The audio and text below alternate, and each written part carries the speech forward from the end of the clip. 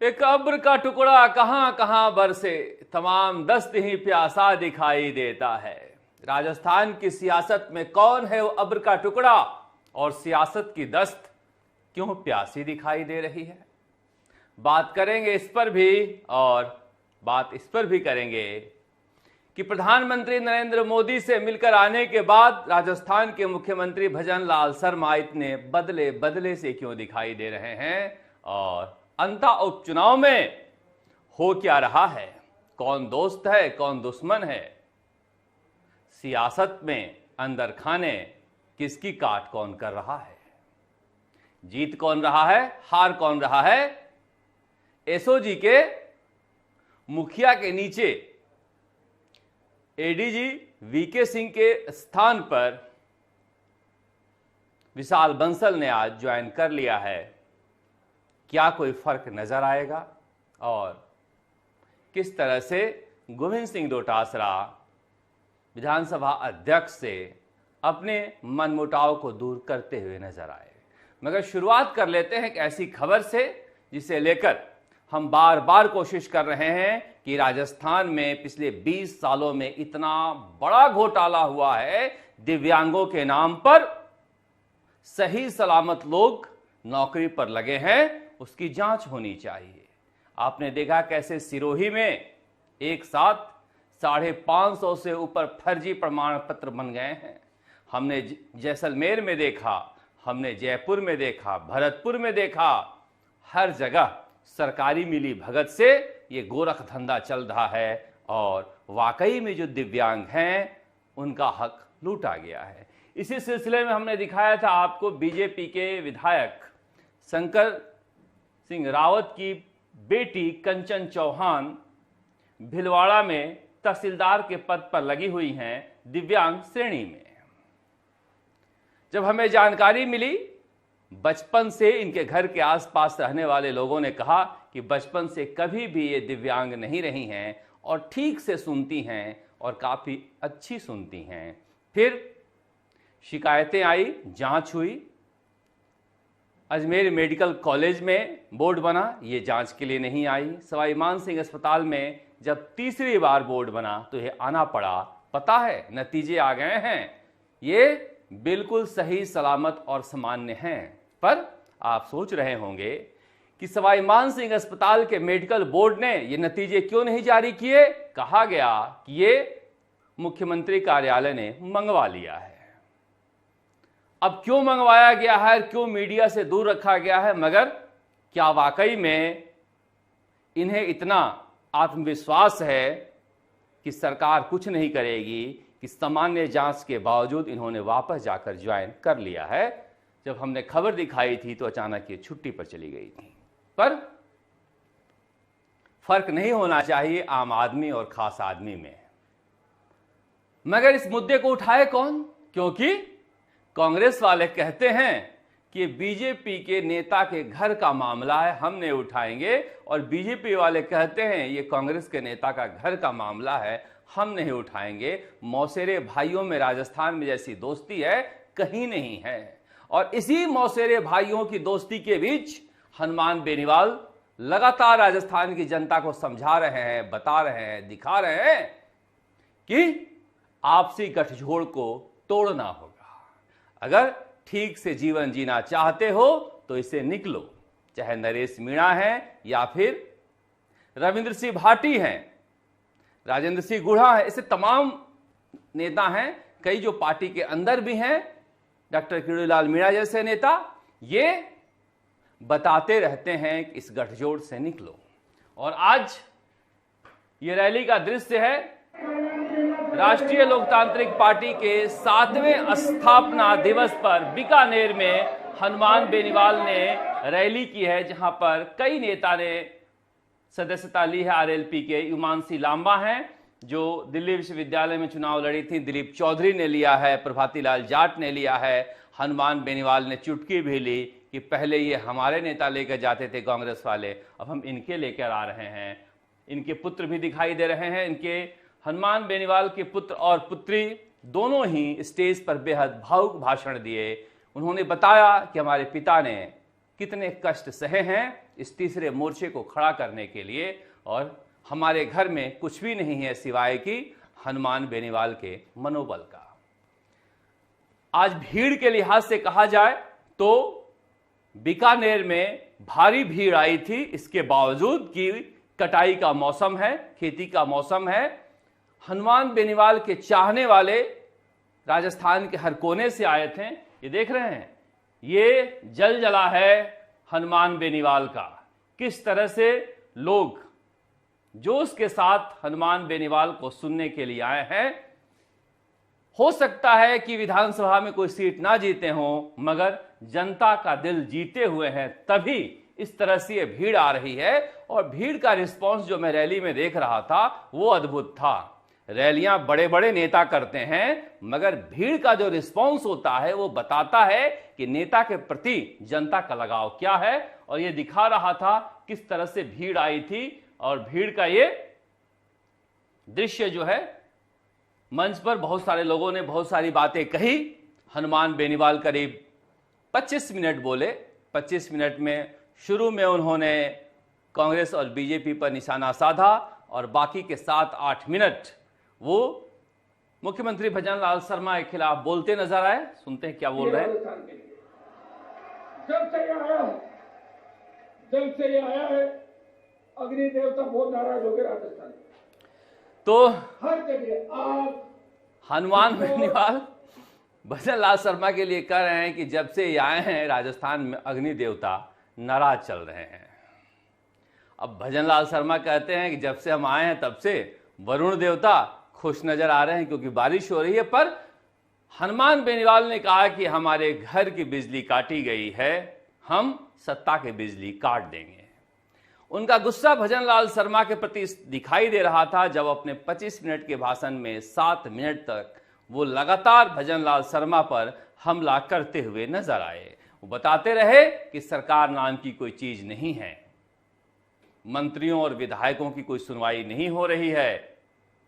तीसरे विकल्प के रूप में हमें इसलिए बैठाना होगा कि जो पुलिस के अधिकारी अशोक गहलोत सरकार को बचाने में लगे थे, टेलीफोन टेपिंग में लगे थे, वही भजनलाल शर्मा की सरकार को चला रहे हैं। और ये बता रहे थे कि ये गठजोड़ फेविकोल जैसा है, भजनलाल शर्मा और अशोक गहलोत एक ही हैं, इसलिए आपको तीसरे विकल्प की तरफ देखना चाहिए।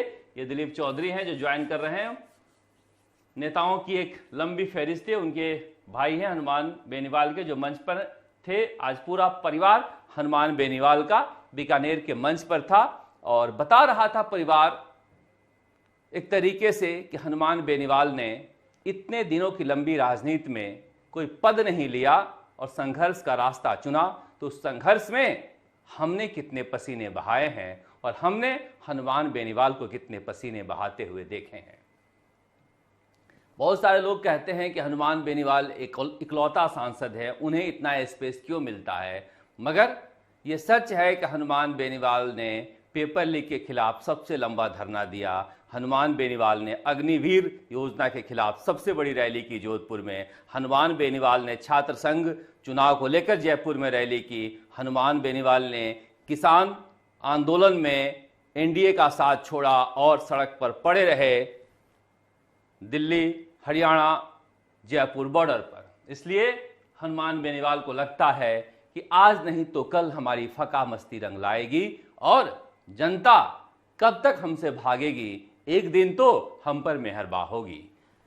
और इसलिए वो कोशिश भी करते हुए नजर आए कि सभी धर्मों के लोग और सभी जातियों के लोग हमसे जुड़े।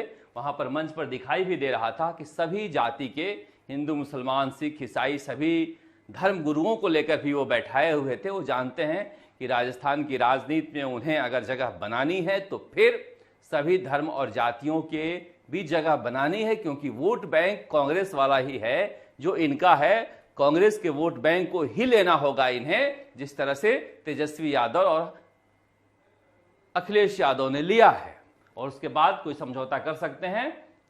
इसी बीच फोन कॉल अटेंड करते हुए नजर आ रहे थे हनुमान बेनीवाल, मगर आज की इस रैली के बाद उन्हें जोश जरूर आएगा कि ऐसे समय में भी इतनी बड़ी संख्या में भीड़ इनके लिए आ रही है। वैसे कोई नई नहीं आ रही है, हमने देखा भी पेपर लीक के मसले पर जब इन्होंने रैली बुलाई थी तो एक आवाज पर लाखों की संख्या में लोग राजस्थान के कोने कोने से निकल पड़े थे हनुमान बेनीवाल के लिए।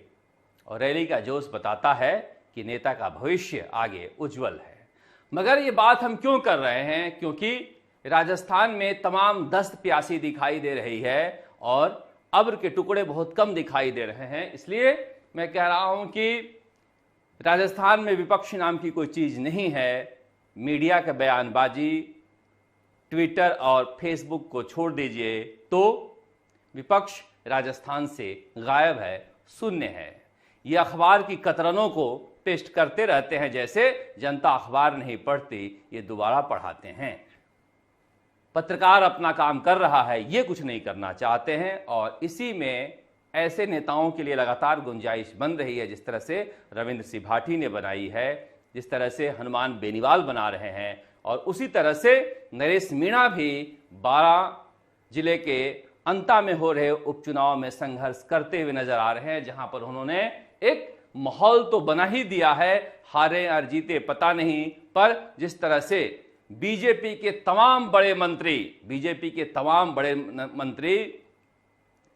जोड़ाराम कुमावत हों या फिर जावर सिंह खर्रा हों या दूसरे तमाम नेता हों, ये सारे के सारे वहां पर कैंपेन किए हुए हैं और किसी तरह से बीजेपी के कैंडिडेट को जिताने में लगे हुए हैं। कहा जा रहा है कि जयपुर में रणनीति बनाई गई, माइक्रो बूथ मैनेजमेंट हो रहा है। उधर अशोक चांदना अपने पूरे लाव लश्कर लेकर पड़े हुए हैं और अपने सजातीय वोटरों को भी लुभाने की कोशिश कर रहे हैं।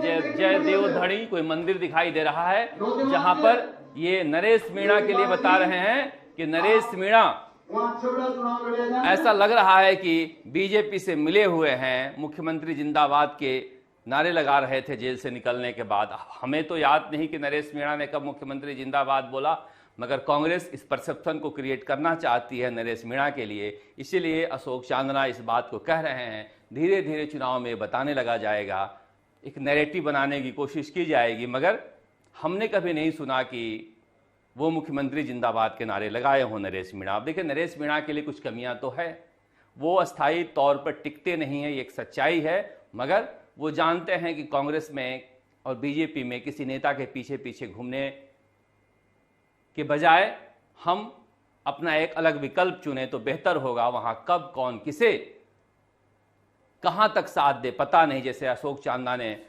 लिखा ही था कि हमारे गुरु कौन कौन है, सीपी जोशी और अशोक गहलोत। तो इसी तरह से कोई ना कोई गुरु नरेश मीणा को बनाना पड़ता, मगर नरेश मीणा लंबे समय तक किसी का चेला बन के रह नहीं सकते।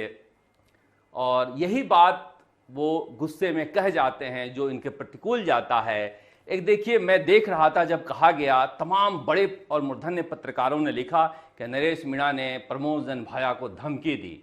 मैंने उस पूरे ऑडियो को सुना और उसमें नरेश मीणा हाथ जोड़कर बार बार विनती कर रहे हैं कि हम शांति से लोकतांत्रिक तरीके से चुनाव लड़ना चाहते हैं, हमें परेशान मत करो, हमें तंग मत करो, आप अपना चुनाव लड़ो, हम अपना चुनाव लड़ रहे हैं, मुझे तंग करोगे तो मैं छोड़ूंगा नहीं। मुझे लग रहा है कि देखने वाला का नजरिया दो तरह का हो सकता है। नरेश मीणा के विरोधी हैं तो आपको लगेगा ये धमकी दे रहा है, नरेश मीणा के समर्थक हैं तो आपको लगेगा ये तो शांति से चुनाव लड़ने के लिए, लोकतांत्रिक तरीके से चुनाव लड़ने के लिए अपील कर रहा है। नजरिया अपने हिसाब से तय होता है, पर इतना तो है कि अगर अशोक चांदना को जाकर या बड़े नेताओं को जाकर, गोविंद सिंह डोटासरा को जाकर नरेश मीणा के लिए कहना पड़ रहा है जनता के बीच, तो निश्चित रूप से नरेश मीणा ने जनता के बीच जगह तो बनाई ही है।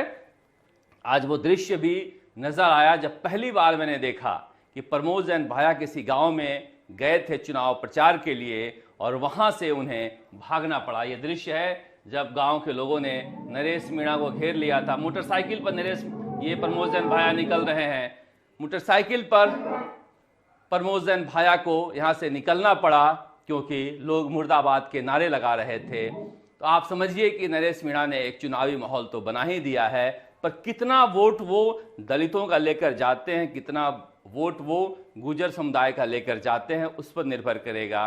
अशोक चांदना इस पर भी कटाक्ष कर रहे थे कि कुछ सोशल मीडिया के पत्रकार बताते हैं जीत के समीकरण कि इतनी जाति के लोग यहाँ हैं, इतने जाति के लोग यहाँ हैं।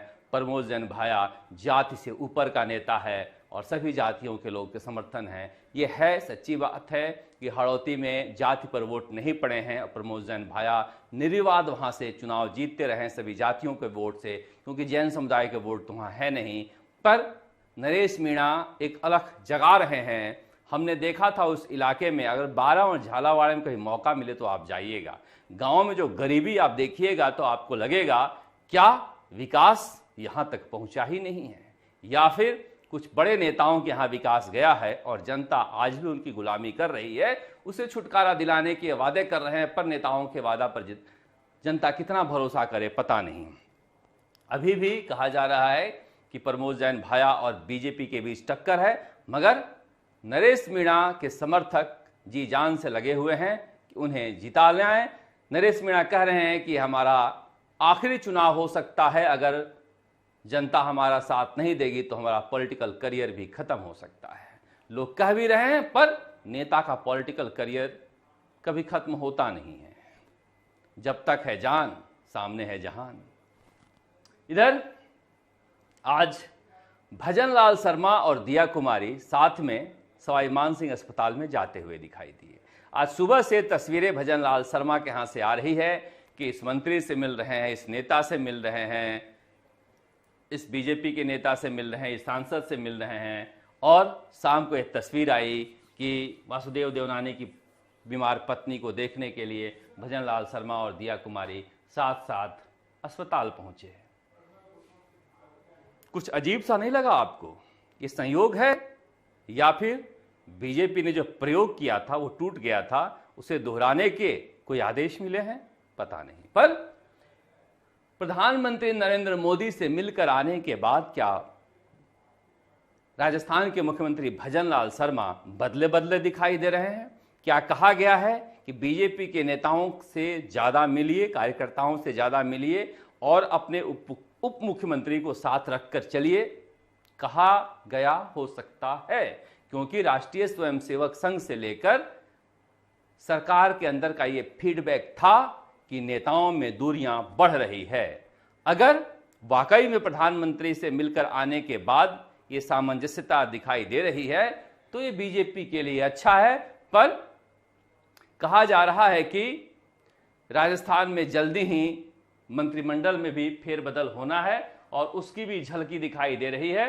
यहां पर देखिए किस तरह से भजनलाल शर्मा और दिया कुमारी में एक केमिस्ट्री दिखाई दे रही है जो मिसिंग थी। बार बार मैं कह रहा हूं, क्या ये प्रधानमंत्री नरेंद्र मोदी से मुलाकात का असर है या बस संयोगवश दोनों साथ पहुंचे हैं? इतना संयोग राजनीति में मिलता नहीं है, इसलिए मैं कह रहा हूं।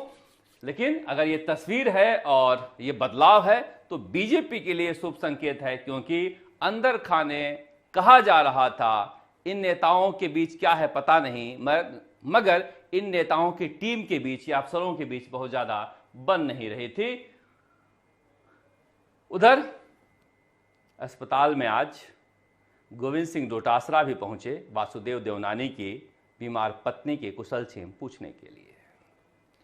अब गोविंद सिंह डोटासरा ने कुछ दिन पहले बयान दिया था कि वासुदेव देवनानी महिलाओं को देखते हैं सीसीटीवी कैमरे में, और वासुदेव देवनानी उनके लिए पता नहीं क्या क्या बोले थे। तो इस तरह से एक लंबे समय से मनमुटाव चल रहा था। ये ऐसे मौके होते हैं जहां पर मनमुटाव को दूर किया जाता है, और गोविंद सिंह डोटासरा भी लंबे समय से विधानसभा से अनुपस्थित हैं, वो गैर हाजिर नहीं रहना चाहते हैं। तो हो सकता है कि बीच के रास्ता तलाशने का यह मौका होगा। हालांकि हर चीज में राजनीति नहीं देखनी चाहिए। हो सकता है वाकई में वो बीमार हैं, पत्नी इसलिए मिलने गए थे, मगर चूंकि दोनों में ऐसी अदावत रही है कि लोग मतलब निकालने लगते हैं। कई लोगों ने लिखा कि सुलह हो गई है। गोविंद सिंह डोटासरा की एक खासियत है, वो जानते हैं कब कहां कैसे झुकना है, इसलिए राजनीति में सफल हैं। और हनुमान बेनीवाल जानते हैं कि हमें झुकना ही नहीं है, इसलिए संघर्षरत हैं। दोनों नेताओं में एक बड़ा फर्क है। पर एसओजी में आज वीके सिंह के जगह विशाल बंसल ज्वाइन कर लिए और इस अदा के साथ वो घूम रहे हैं एसओजी में, ऐसा लग रहा है कोई तगड़ा ही पुलिस वाला ज्वाइन करने आया हुआ है। क्या रिजल्ट भी तगड़े ही रहेंगे, क्योंकि एसओजी से लंबे समय से एक सन्नाटा दिखाई दे रहा है, कोई खबर ही नहीं आ रही है। पेपर लीक के आंदोलन से जुड़े या पेपर लीक की खबरों पर ध्यान लगाए बेरोजगारों को लगता है कि पिक्चर का द एंड हो गया है क्या वीके सिंह के जाने के साथ। क्या अंतराल के बाद, इंटरवल के बाद ये पिक्चर जारी रहेगी? बहुत जल्दी हम असंतोष व्यक्त नहीं कर सकते, क्योंकि ये बदलाव का समय है, संक्रमण का समय है। मगर क्या इस बदलाव से कोई बेहतरी होगी? क्योंकि सब इंस्पेक्टर भर्ती परीक्षा की जांच रुकी हुई है, और ये रुकी हुई जांच जो पेपर लीक वाले हैं उनके लिए फायदेमंद है। जेईएन परीक्षा की जांच शुरू ही नहीं हुई, और बहुत सारी परीक्षाएं, रीट हो, जितनी परीक्षाएं हुई है अशोक गहलोत सरकार में, सभी की पेपर लीक हुए हैं। मैं कभी कभी सोचता हूं कि अशोक गहलोत बिहार में बनाए गए हैं मुख्य पर्यवेक्षक, और वहां पर कांग्रेस का मुख्य जो नारा है वो पेपर लीक के खिलाफ, नीतीश कुमार के खिलाफ है। फिर अशोक गहलोत वहां बैठकर क्या कर रहे हैं? पर सियासत में नेता इसे खास तवज्जो नहीं देते हैं, क्योंकि वो जानते हैं कि राजस्थान में युवा अभी भी वोट बैंक के रूप में काम नहीं कर रहे हैं। वरना भजन लाल शर्मा सरकार के ऊपर युवाओं का एक प्रेशर तो होता ही, जिसकी वजह से जांचें तेज होती, जो ये वादा करके सत्ता में आए थे। पर इसके बावजूद हम नज़र बनाए रखेंगे, आपके हित में हम आवाज़ उठाते रहेंगे। आप देखते राजस्थान तक। नमस्कार, जयपुर से शरद कुमार।